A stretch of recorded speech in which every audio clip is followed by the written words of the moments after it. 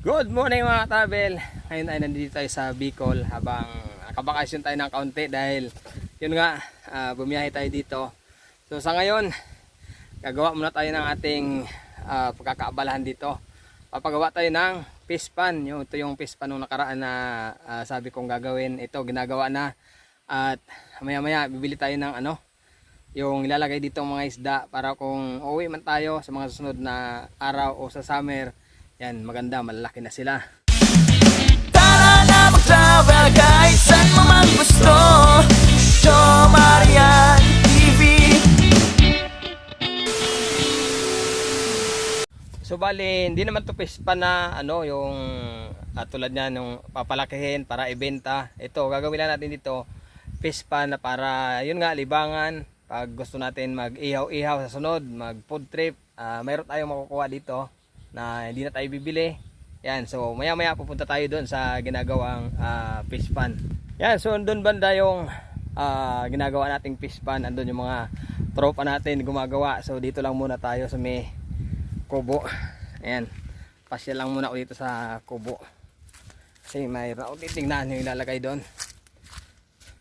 So dito lang muna ako tumambay sa tree house habang nandun yung mga kasama nating mga tropa gumagawa ng fish pan. Ayan, nakaka-relax kasi dito. Ang ganda, sariwa yung hangin, preskong tambayan to, lalo pag napakainit dito. Malamig yung ng hangin, yung simoy ng hangin. Ito yung ginagawa nating fish pan. Nagawa na yung isa, kabila naman. Yan yung mga tropa gumagawa. Yan, para dalawa. Nagawa na yung fish pan natin. Lalagyan na lang siya ng tubig. Ayan, dalawa. Pag napuno ito ng tubig mamaya, lalagyan natin ng isda. Yan, tapos na yung fish pan na ginagawa natin ang ating mga tropa. So papunta tayo sa bilihan ng ng lalagay dyan na isda para mamaya puno na ng tubig yan, lalagyan na natin. 3 hours later. Yun, so nakabili na kami ng ng tilapia na ilalagay natin doon sa fish pan. Medyo maambon lang dito. Yan, papunta tayo doon kasi lalagay na namin yung tilapia. Yan, umuulan na dito, maambon. Yan yung mga kasama ko, yun dala-dala nila yung nakakawala natin doong tilapia doon sa may unahan. Yan, tayo doon. Yan, yun yung lagayan, pinakawala na namin dyan yung tilapia. Yan, dalawang yan, ito yung isa. Yan, lumabo lang yung tubig kasi kagawa lang kanina, pero isang araw malinis na yan. Bukas balik ulit tayo dito para para tingnan kung malinis na to. Yan, dapat harangan harangan, tapos dyan. Yan,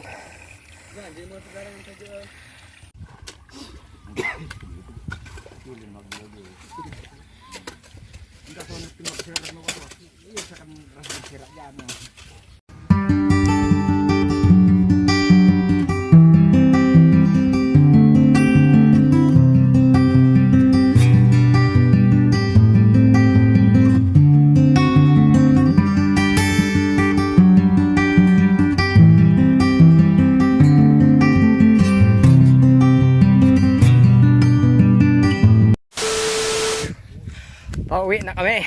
Yun, pakawalan natin yung mga tilapia doon sa fish pan. Sa mga susunod na araw makikita natin yung palinaw na yung tubig. Yan, pauwi kami doon sa bahay. The next day. Pupuntahan natin ngayon yung fish pan para magpakain ng tilapia. Si Mayon, kitang-kitang ngayon kasi kahapon maulap, ngayon wala. Yan, ganda yung background natin ngayon. Mayon volcano. Yan, punta tayo doon sa fish pan. Ito yung kubo.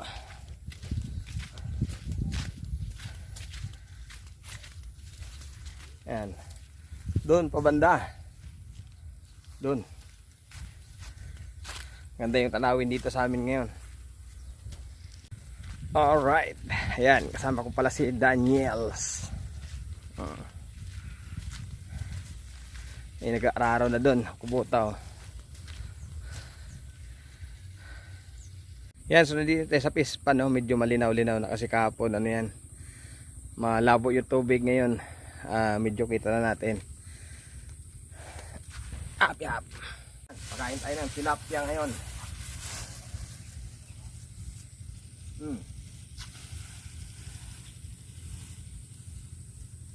Yun.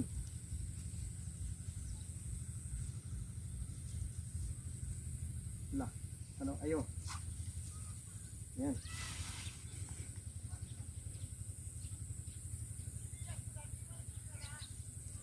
Ayun sila.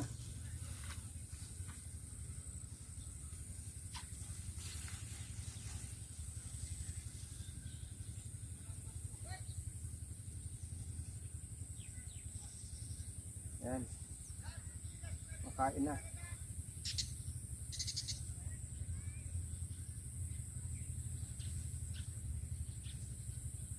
Makain na sila. Yun sila oh. Marami.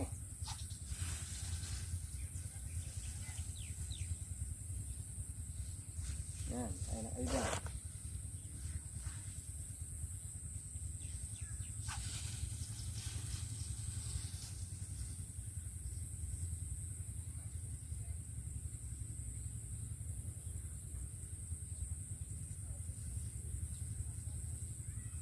Yun.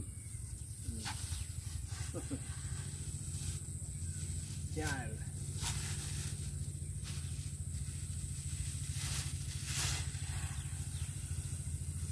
Ayun oh, dami.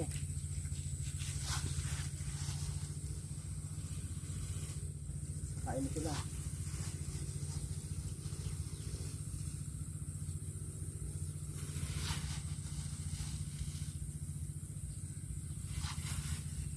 Ayun oh.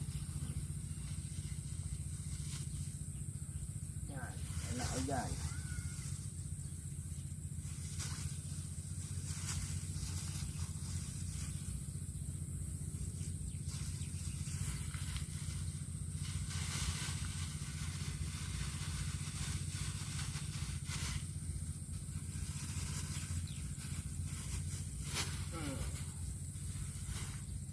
Ayusin pa, paagos natin yung tubig.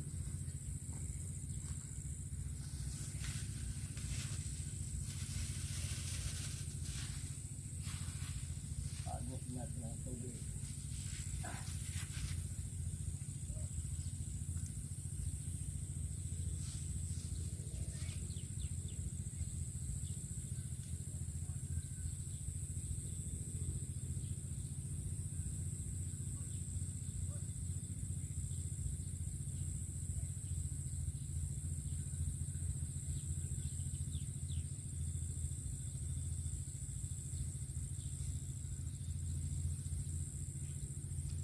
Ayan na oh.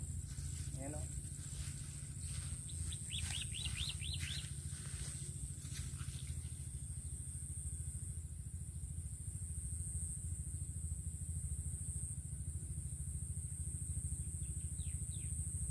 Yan, so napakain na natin yung mga tilapia dito. Ayan. Maya-maya kasi babalik na ako ng Manila. So ito yung libangan ko pag uuwi dito. Ayan, merong libangan man lang. Magkaabalahan tayo itong uuwi dito. Yan, si Mayon, no? Ita siya ngayon kasi kahapon nung ginagawa ito maulap. Ngayon, ayan, kita-kita nyo, buo siya ngayon kasi walang ulap. Pag may ulap kasi, minsan wala pa sa kalahati yung makikita mo dyan. Yun, sa mga susunod na uwi ko dito, vlog, kung mga ilang buwan, yun, pagkikinabangan na, mag-iihaw-ihaw tayo dito.